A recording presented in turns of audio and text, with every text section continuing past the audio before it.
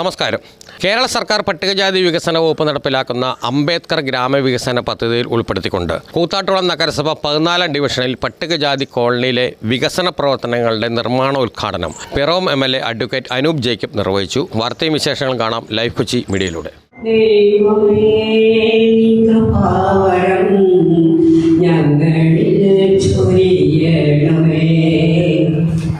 പുലരുമ്പോൾ മുതൽ ഞങ്ങൾ കാണുന്നു നിന്നും നിൻ കലാവൈഭവം. ഇരുളുമ്പോൾ പോലും ദേവോളങ്ങൾ നിങ്ങൾക്ക് പകയണേ. 14 ഡിവിഷനിലെ പട്ടികജാതി വികസന കോളനിയിലേക്ക് നമുക്ക് 1 കോടി രൂപ അനുവദിച്ച ആ ഒരു 2022 കാലഘട്ടത്തിലാണ് നമുക്ക് ഈ കോളനിയിലേക്ക് ഈ 1 കോടി രൂപ അനുവദിച്ചത്. ഈ 1 കോടി രൂപ അനുവദിച്ച ആ ഒരു സാഹചര്യം നിങ്ങൾക്ക് എല്ലാവർക്കും അറിയാം. നമ്മുടെ കോളനിയിലെ ശോച്യാവസ്ഥ നമ്മുടെ ICDOനെ ധരിപ്പിക്കുകയും അങ്ങനെ ICDO MLA-യുമായിട്ട് ബന്ധപ്പെട്ട MLA-ക്ക് റിക്വസ്റ്റ് കൊടുക്കുകയും അങ്ങനെ നമ്മുടെ പട്ടികജാതി വികസന വകുപ്പ് മന്ത്രി കേരളാദാസിന്റെ ഫണ്ടിൽ നിന്ന് നമുക്ക് 1 കോടി രൂപ അനുവദിച്ചിരിക്കുകയാണ്. നമ്മുടെ അടിസ്ഥാന സൗകര്യം വികസിപ്പിക്കുക എന്ന ലക്ഷ്യത്തോടു കൂടിയാണ് നമ്മൾ ഇന്ന് റിക്വസ്റ്റ് കൊടുത്തത്. നമുക്കറിയാം, നമ്മുടെ കൂത്താട്ടുകുളം മുനിസിപ്പാലിറ്റിയിലെ ഈ SC കോളനിയുടെ ശോച്യാവസ്ഥ നിങ്ങൾക്ക് എല്ലാവർക്കും അറിയാം. ആ ശോച്യാവസ്ഥ ഒന്ന് മാറ്റിയെടുക്കുക എന്ന ലക്ഷ്യത്തോടു കൂടിയാണ് നമ്മൾ അന്ന് റിക്വസ്റ്റ് കൊടുത്തത്. കോളനികളുടെ നവീകരണം ഏറ്റവും പ്രധാനപ്പെട്ട ഒന്നാണ് പട്ടികജാതി കോളനികളുടെ നവീകരണം. 2011 മുതൽ ഈ പദ്ധതി നടപ്പിലായി കൊണ്ടുപോവുകയാണ്. അതനുസൃതമായിട്ട് ഏകദേശം നമ്മുടെ നിയോജകമണ്ഡലത്തിൽ 14 കോളനികൾ 14 കോളനികൾ വിവിധ ഘട്ടങ്ങളിൽ നവീകരിക്കുവാൻ കഴിഞ്ഞിട്ടുണ്ട്. നവീകരണ പ്രവർത്തനങ്ങൾ വഴി ലക്ഷ്യം വെക്കുന്നത് മെച്ചപ്പെട്ട ജീവിത സാഹചര്യങ്ങൾ ഒരുക്കുക എന്നുള്ളതാണ്.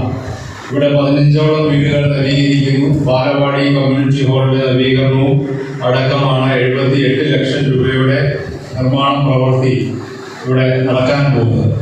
എമൗണ്ട് ഉണ്ടെങ്കിൽ അതിന്റെ ബാക്കി ടാക്സേഷൻ എല്ലാം കഴിഞ്ഞ് വരുന്നത് 78 ലക്ഷം രൂപയുടെ വർക്കാണ്. അതാണ് റിപ്പോർട്ടിൽ വായിച്ചത്. 70 ലക്ഷത്തിനകത്ത് വരുന്നു. എന്താണ് നമുക്ക് ഉപയോഗിക്കുന്നത്? ഇപ്പോൾ 1 ലക്ഷം രൂപയാണെങ്കിലും 1 കോടി രൂപയാണെങ്കിലും വിനിയോഗിക്കുന്ന തുക അത് ജനങ്ങൾക്ക് ഗുണകരവും ഫലപ്രദവുമാവുക എന്നതാണല്ലോ നമ്മൾക്ക് ആവശ്യം. നമുക്ക് അത്യാവശ്യം വേണ്ട കാര്യങ്ങൾ പണ്ടൊക്കെയാണ് ഇങ്ങനെ കോളനികളിൽ താമസിക്കുക. നമുക്കറിയാം, സ്വന്തമായിട്ട് ഭൂമി വാങ്ങാൻ കഴിവില്ലാത്തവരാണ് കോളനിയിൽ പണ്ട് താമസിച്ചിരുന്നത്.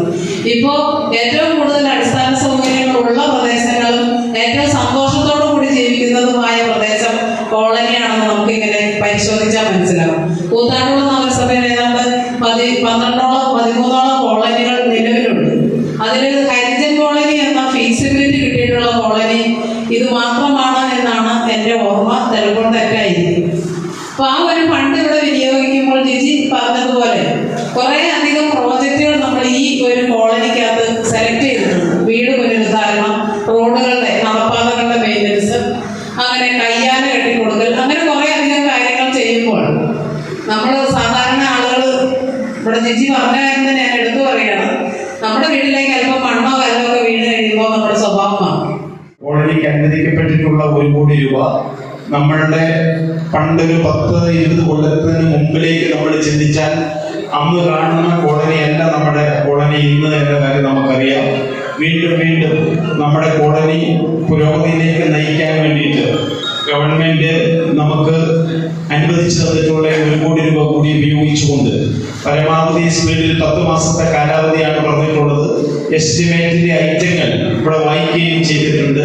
പരമാവധി സ്പീഡിൽ 10 മാസത്തിനുള്ളിൽ അത് പ്രകാരമായിട്ടുള്ള പണി പൂർത്തീകരിക്കുന്നതിന് ഈ കോളനിയിൽ താമസിക്കുന്ന എല്ലാവരുടെയും സഹായ സഹകരണങ്ങൾ ഉണ്ടാകണം എന്ന് വിനീതമായി അഭ്യർത്ഥിക്കുന്നു.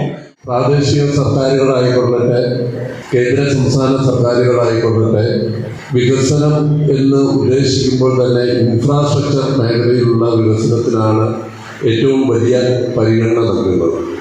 അടിസ്ഥാന സൗകര്യ വികസന മേഖലയുടെ ആ വികസനത്തിന് വലിയ പ്രാധാന്യം നൽകുന്ന ഒരു കാലഘട്ടത്തിൽ നമ്മുടെ സംസ്ഥാന ഗവൺമെൻറ് എല്ലാ നിയോജക മണ്ഡലത്തിലും 1 വർഷം 2 കോളനികൾക്ക് വീതം ഇതുപോലെ 1 കോടി രൂപ നീക്കി വയ്ക്കുമ്പോൾ കൂത്താട്ടുകുളം KR നാരായണൻ കോളനിയുടെ വികസനത്തിന് വേണ്ടി ആ തുക നീക്കിവെക്കാൻ തയ്യാറായി.